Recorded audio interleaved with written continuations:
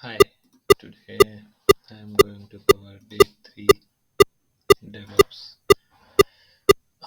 In this also, uh, since DevOps it's a vast topic, so uh, we require a revision in this. So so far we covered automation. Automation also we covered with the features like runbook, webhook, then DSC. Then we came across other tools also that can be used like Azure CLI. Then we have PowerShell. There are many tools which can be integrated. Apart from that, these are Microsoft project products, and then we have ARM template for automation deployment. Right. Likewise, we so why we use automation in DevOps due to configuration drift. What is configuration drift? We call in in normal terms whenever some application is developed or something is developed, right? After that, little modification happens and that application get distorted.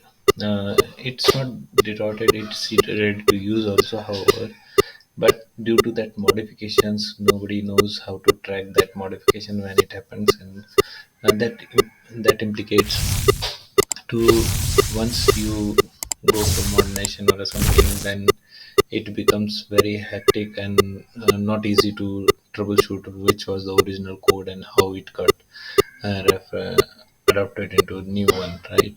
So that leads to configuration drift. That's called as configuration drift, which leads to very legacy application can't be modernized, right? So then there we have automation. Automation helps us not only to remediate this issue, it helps us in remediating the issues which will be coming in due to this snowflake or configuration drift, right? uh, yes. When we are using configuration drift or configuration changes, right? And there are two types of it's defined as two types. One is declarative. Declarative means what we are going to perform, what is expected. That's only the it will be for large and complex environment. It should be the method which we are following. We should follow rather than using the method of right.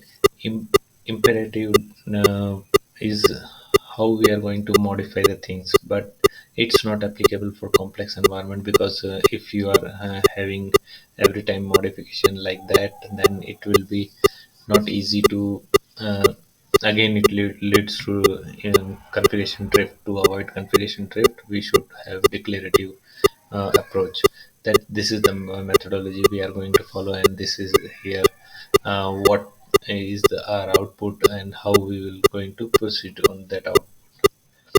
Apart from that, one more topic comes up, that's called as idempotence.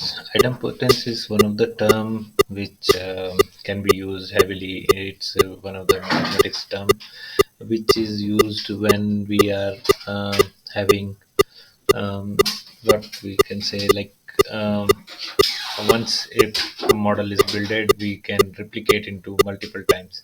That leads to idempotence configuration. Idempotence means once built, it can be replicated and it will come up with no errors in that replication.